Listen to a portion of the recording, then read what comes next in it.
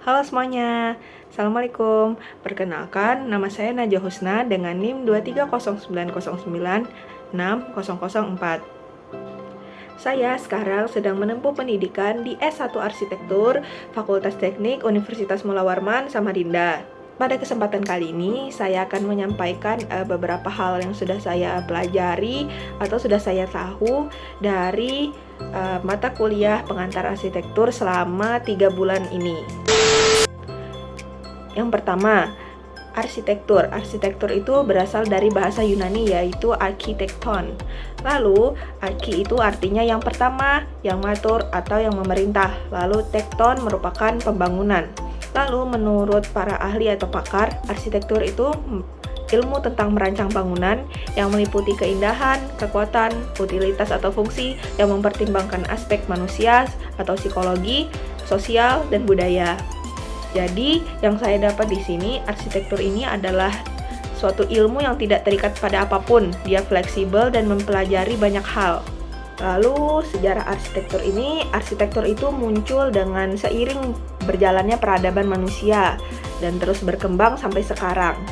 Lalu, tokoh yang paling banyak diketahui dari arsitektur itu salah satunya Vitruvius. Vitruvius ini adalah seorang arsitek, insinyur, militer, dan penulis. Hidup di abad pertama sebelum Masehi, hidup pada abad 1 sebelum Masehi di era kejayaan peradaban Romawi kuno. Beliau ini menghasilkan karya yang sampai sekarang itu masih terkenal berjudul De Architectura. Perancangan itu adalah jantungnya arsitektur. Jadi di sini ada beberapa ranah-ranah perancangan yaitu rupa, konteks, dan kebutuhan. Lalu selanjutnya ada komponen bangunan gedung. Komponen bangunan gedung itu terdiri dari aspek struktural, yaitu struktur atas dan struktur bawah. Lalu aspek arsitektural ini biasanya bagian non-struktur, ruang dalam, dan ruang luar. Lalu selanjutnya ada aspek mechanical, electrical, and plumbing. Lalu selanjutnya ada konsep dan proses perancangan. Konsep dalam arsitektur ialah gagasan yang menyatukan berbagai unsur perancangan arsitektur untuk mendukung maksud dan tujuan rancangan. Lalu ada 5 pendekatan konsep. Yang pertama ada analogi, metafora, hakikat, programatik, ideal, atau cita-cita. Yang pertama, analogi. Analogi adalah pendekatan dengan kesamaan. Kesamaan itu diambil dari suatu hal untuk dibandingkan dan didasarkan kepada hal yang lain. Yang kedua, ada metafora. Metafora ini lebih seperti kiasan atau pengibaratan.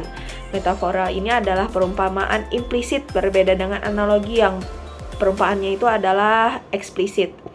Lalu, metafora ini lebih membutuhkan banyak imajinasi untuk ditafsirkan. Lalu yang ketiga ada hakikat. Pendekatan hakikat merupakan hasil dari menemukan dan mengidentifikasi akar dari suatu masalah. Lalu programatik. Proses programatik ini mengacu pada ide-ide sebagai solusi fungsional. Lalu selanjutnya ada cita-cita.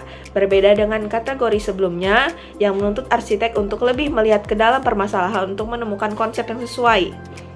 Lalu konsep ideal ini sebenarnya mewakili aspirasi tertinggi dari tujuan arsitek.